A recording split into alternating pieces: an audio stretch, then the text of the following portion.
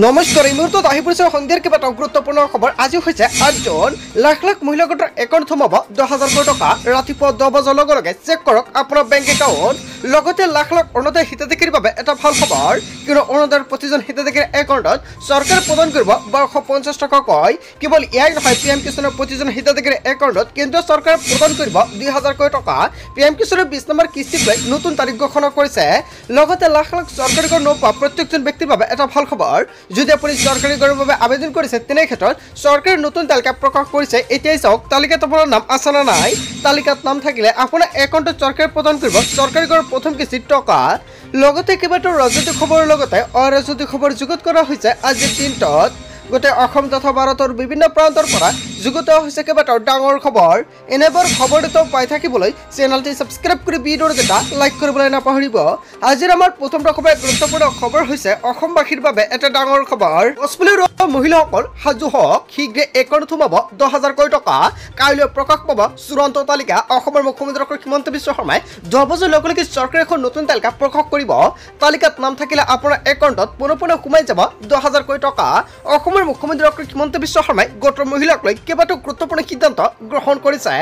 কাৰ কাৰ নাম অন্তৰ্ভুক্ত হ'ব এই তালিকাত অৱশেষত সম্পূৰ্ণকৈ স্পষ্টীকৰণ প্ৰকাশ কৰিছে মুখ্যমন্ত্ৰী ডাঙৰীয়াই।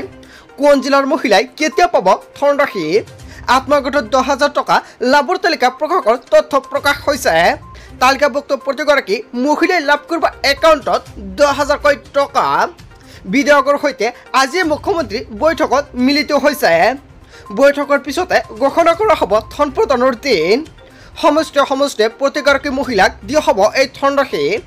1,450 কোটি টকাৰে অনুমোদন ৰাজ্যৰ লাখপতি বাইদেউৰ বাবে কেইবাটাও গুৰুত্বপূৰ্ণ সিদ্ধান্ত গ্ৰহণ কৰিছে। গছপুলি ৰোৱা মহিলাসকল সাজু হওক, কিয়নো অতি শীঘ্ৰে আপোনাৰ একাউণ্টত পোনপটীয়াকৈ সোমাই দিব 10,000 কোটি টকা। যদি আপুনি আত্মগোটৰ এজন যোগ্য হিতাধিকাৰী তেনে ক্ষেত্ৰতে আপোনাৰ একাউণ্টত লাভ কৰিব 10,000 কোটি টকা। অন্যথা কিন্তু আপোনাৰ একাউণ্টত আপুনি টকা নাপাব। অসমৰ মুখ্যমন্ত্ৰী ডক্টৰ হিমন্ত বিশ্ব শৰ্মাই তাৰ লগতে এয়া ছবিও প্ৰকাশ কৰিছে। তাৰপিছত অসমবাসী ৰাজুক জনাইছে আমাৰ পৰৱৰ্তী খবৰ গুৰুত্বপূৰ্ণ খবৰ। লগতে ডাঙৰ খবৰ, PM কিষাণৰ প্ৰতিজন হিতাধিকাৰীৰ বাবে এটা ভাল খবৰ। চৰকাৰ সাজু হৈছে আপোনাৰ একাউণ্টত 20 নম্বৰ কিস্তি 2,000ৰ পৰা 4,000 কোটি টকা সোমাই দিব। অসমবাসী ৰাইজৰ বাবে এটা ভাল খবৰ আহি পৰিছে। আপোনাৰ একাউণ্টত কেতিয়া চৰকাৰে প্ৰদান কৰিব PM কিষাণৰ 20 নম্বৰ কিস্তিৰ ধনৰাশি। ইয়াতে চৰকাৰে সম্পূৰ্ণকৈ উল্লেখ কৰিছে 3.68 lakh crore transferred to overall 8 crore farmer. হয়, আপুনি নিশ্চয় দেখা পাইছে 3.68 লাখ ক্ৰ'ৰ টকা চৰকাৰে প্ৰদান কৰিব আপোনাৰ একাউণ্টত। আৰু প্ৰতিজন কৃষকৰ বাবে এই টকা চৰকাৰে সম্পূৰ্ণকৈ সংগ্ৰহ কৰিছে। এতিয়া আপোনাৰ একাউণ্টত চৰকাৰে এই টকা প্ৰদান কৰিব। আৰু তাৰ বাবে চৰকাৰে কিমান টকা সংগ্ৰহ কৰিছে ইয়াতে নিশ্চয় দেখা পাইছে 11 ক্ৰ'ৰ ফাৰ্মাৰক এই টকা প্ৰদান কৰিব। 11 crore farmer account till date under PM Kisan. PM কিষাণৰ অধীনত চৰকাৰে 11 ক্ৰ'ৰ হিতাধিকাৰী একাউণ্টত 3.68 লাখ ক্ৰ'ৰ টকা প্ৰয়োজন হ'ব। আৰু তাৰ বাবে চৰকাৰে অতি শীঘ্ৰে ডেটটো ফিক্স কৰিব। এতিয়ালৈকে কিন্তু ফাইনেল ডেটটো দিয়া নাই। যেতিয়া PM কিষাণৰ টকা প্ৰদানৰ ফাইনেল ডেটটো প্ৰদান কৰিব নিশ্চয় জানিব পাৰিব এইটো চেনেলৰ জৰিয়তে। তাৰ বাবে সকলোৱে আগতীয়াকৈ চেনেলটি ছাবস্ক্ৰাইব কৰি ৰাখিব। যদি আপুনি এতিয়ালৈকে ভিডিঅ'টো এটা লাইক কৰা নাই, ভিডিঅ'টো এটা লাইক কৰিবলৈ নাপাহৰিব। তাৰপিছত অসমবাসী ৰাজুক জনাইছে আমাৰ পৰৱৰ্তী খবৰ গুৰুত্বপূৰ্ণ খবৰ। লগতে ডাঙৰ খবৰ, মনত ৰাখক মঙলবাৰৰ দিনটো, কিয়নো 10 তাৰিখে পুৱা 10 বজাৰ লগে লগে ৰাজ্যৰ মহিলাসকল লাভ কৰিব চৰকাৰৰ উপহাৰ। 10 বজাৰ লগে লগে পৰীক্ষা কৰক আপোনাৰ বেংক একাউণ্ট। ৰাজ্যৰ লাখ লাখ লোকৰ একাউণ্টত জমা হ'ব 1250 টকাকে। আপুনি সাজু হওক চৰকাৰৰ পৰা উপহাৰ ল'বলৈ। কোনে কোনে পাব চৰকাৰৰ এই উপহাৰ জানি লওক আজিয়েই। অৰুণোদয় আঁচনিৰ লাখ লাখ মহিলাৰ একাউণ্টত জমা হ'ব 1250 টকা।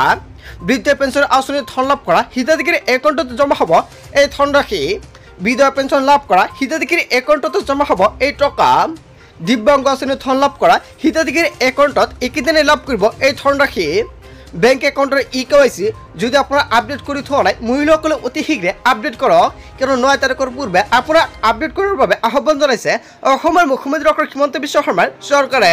তাৰপিছত অসমবাসী ৰাজ্যিক জনাইছে আমাৰ পৰৱৰ্তী খবৰ গুৰুত্বপূৰ্ণ খবৰ। লগতে ডাঙৰ খবৰ, চৰকাৰী ঘৰৰ বাবে কোন বৰ্ষত আবেদন কৰিছিল আপুনি সম্পূৰ্ণকৈ জানি লওক, কিয়নো বৰ্ষণৰ আহি গ'ল হিতাধিকাৰীৰ নতুন তালিকা। এতিয়াই চাওক আপোনাৰ নাম তালিকাত আছে নে নাই। যদিহে বিনামূলীয়া চৰকাৰী ঘৰ তালিকাত আপোনাৰ নাম অহা নাই তেনে ক্ষেত্ৰত আপুনি লাভ কৰিব এটা নতুন সুযোগ, কিয়নো মুকলি হ'ল ফোন নম্বৰ। ফোন কৰি দিব পাৰিব আপুনি আপোনাৰ অভিযোগ। অভিযোগ দিলে ল'ব লগে লগে ব্যৱস্থা। ফোন নম্বৰ কেইটা হৈছে এতিয়া আপুনি ছেভ কৰি ৰাখক 011-230-60484 আৰু আনটো নম্বৰ হৈছে 011-230-63620 আৰু আনটো নম্বৰ হৈছে 011-230-63567 নম্বৰ আৰু শেষৰ নম্বৰটো হৈছে 011-230-61827। কেঁচাগড়ৰ ফটো তুলি দি এতিয়া আপুনি পঠিয়াই দিয়ক হোৱাটছআপ নম্বৰত। মুকলি হ'ল হোৱাটছআপ নম্বৰ আৰু হোৱাটছআপ নম্বৰটো হৈছে 8810389745। হেল্পলাইন নম্বৰটো হৈছে 011-230-63285। ইয়াৰ উপৰিও প্ৰধানমন্ত্ৰীৰ কাৰ্যালয়ৰ সৈতেও যোগাযোগ কৰিব পাৰিব আপুনি। যদি আপুনি চৰকাৰী ঘৰ পোৱা নাই তেনে ক্ষেত্ৰত লগে লগে দিয়ক আপুনি অভিযোগ। আৰু যদি আপুনি চৰকাৰী ঘৰৰ বাবে আপুনি আগতে আবেদন কৰিছিলে তেনে ক্ষেত্ৰত তাৰ বাবে চৰকাৰে নতুন তালিকা প্ৰকাশ কৰিছে। এতিয়া তালিকাত চাওক আপোনাৰ নাম আছে নে নাই। তালিকাত নাম থাকিলে আপোনাৰ একাউণ্টত চৰকাৰী ঘৰৰ প্ৰথম কিস্তি টকা প্ৰদান কৰিব কেন্দ্ৰীয় চৰকাৰে। তাৰপিছত অসমবাসী ৰাজুক জনাইছো আমাৰ পৰৱৰ্তী খুবেই গুৰুত্বপূৰ্ণ খবৰ। লগতে ডাঙৰ খবৰ, বুলডোজাৰে ধ্বংস কৰা মানে নিৰ্দোষীক হাৰাশাস্তি কৰা। কেইবাটাও গুৰুত্বপূৰ্ণ অভিযোগ উত্থাপিত হৈছে। এতিয়া কোনো বিচাৰ অবিহনে সম্পত্তি ভাঙি পেলোৱাটো অসাংবিধানিক বুলি মন্তব্য কৰিছে উচ্চতম ন্যায়ালয়ৰ তৰফৰ পৰা। বুলডোজাৰ একশ্যন বন্ধ নকৰিলে শীঘ্ৰে দেশৰ ন্যায় ব্যৱস্থা ধ্বংস হ'ব। ভাৰতৰ উচ্চতম ন্যায়ালয়ে কৰিছে বুলডোজাৰ ন্যায়ক লৈ তীব্ৰ গৰিহণা।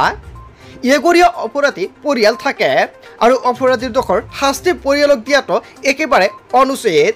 চৰকাৰৰ বুলডোজাৰ নীতিক লৈ কঠোৰ হৈ পৰিছে দেশৰ সৰ্বোচ্চ ন্যায়ালয়। হয় বন্ধু বান্ধৱীসকল, সৰ্বোচ্চ ন্যায়ালয়ে উচ্ছেদক লৈ কেইবাটাও গুৰুত্বপূৰ্ণ মন্তব্য কৰিছে। ইয়াৰ বিষয়ত জনতাই কি ক'ব? যদি জনতাৰ কিবা মন্তব্য কৰিব লগা থাকে আপোনালোকৰ মন্তব্যটো নিশ্চয় কমেণ্ট কৰি জনাই দিব।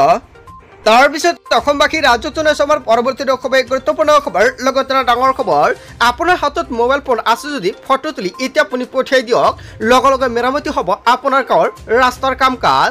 অসমৰ কোনো ৰাস্তাত নাথাকিব গাঁত। গুৱাহাটী, যোৰহাট, তেজপুৰ, ডিব্ৰুগড়, শিলচৰত হ'ব কুইক একশ্যন। কেইবাটাও গুৰুত্বপূৰ্ণ মন্তব্য কৰিছে অসমৰ মুখ্যমন্ত্ৰী ডক্টৰ হিমন্ত বিশ্ব শৰ্মাই। 7 দিনৰ ভিতৰত মেৰামতি হ'ব ৰাস্তা ঘাট। হাতত মোবাইল ফোনটো থাকিলে হ'ল আৰু আপুনি দিব পাৰিব লগে লগে অভিযোগ। পঠিয়াই দিয়ক চৰকাৰলৈ, চৰকাৰে লগে লগে ল'ব ব্যৱস্থা।